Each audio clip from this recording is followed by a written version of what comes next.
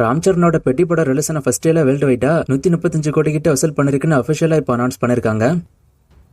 Gautham கார்த்திகோட bloody politics மூவிக்கான shooting இப்போ ஃபுல்லா முடிச்சுட்டாங்க. அண்ட் படத்தை ஜூலைல ரிலீஸ் பண்ண பிளான் பண்றதா நியூஸ் வந்திருக்கு. சீக்கிரமே அனௌன்ஸ்மெண்ட்டும் எதிர்பார்க்கலாம். பாலன் தி பாய் மூவிக்கான ட்ரெய்லர் இப்போ ரிலீஸ் ஆயிருக்கு. ட்ரெய்லர் பார்க்க நல்லாவே இருக்கு. படம் எப்படி இருக்க போகுதுங்கிறத வெயிட் பண்ணி பார்க்கலாம். விஜய் சேதுபதியோட அடுத்த படம் ஸ்லம்டாக் மூவிக்கான டீசர் ஜூன் 8 ஈவினிங் 6 மணிக்கு ரிலீஸ் ஆக போகுது. தனுஷோட D55 மூவில மலையாள ஆக்டர்ஸ் இந்திரன்ஸும் ஒரு முக்கியமான ரோல் பண்ண போறதா இப்போ நியூஸ் வந்திருக்கு. அண்ட் அவருமே ஷூட்டிங்ல இப்போ இருக்காரு. படத்துக்கான ஃபுல் ஷூட்டிங் சீக்கிரமே முடிய போகுது. சூர்யாவோட கருப்பு படம் இது வரைக்கும் தமிழ்நாட்டில் மட்டுமே 175 கோடி கிட்ட வசூல் பண்ணிருக்குன்னு அபிஷியலா இப்போ அனௌன்ஸ் பண்ணிருக்காங்க. இந்த வருஷம் ரிலீஸ் ஆன தமிழ் மூவிஸ்லயே இதான் அதிகப்படியான வசூல் ரீச் பண்ணிக்கிட்டு இருக்கு. அண்ட் சூர்யாவோட மூவிஸ்லுமே அதிகப்படியான வசூல் இந்த படம் தான் இப்போ வந்திருக்கு.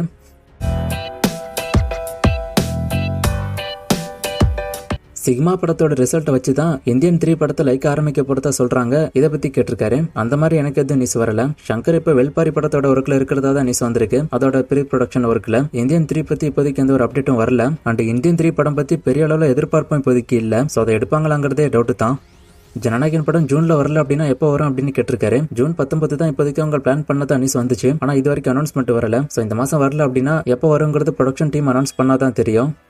ஒரு 2 மூவிஸ்க்கான OTT பத்தி கேட்டிருக்கீங்க. 29th ஃபிலிம் படம் இப்போ OTTல வந்துருச்சு. இன்னொரு படத்துக்கான OTT அப்டேட் இனிமே தான் வரும் தான் நான் சொல்றேன். இதை பத்தி பலமுறை நான் பேசிட்டேன். டாக்ஸிக் படத்துக்கு ரிலீஸ் டேட் அனௌன்ஸ் பண்ணல. அனௌன்ஸ் பண்ணா நான் சொல்றேன்.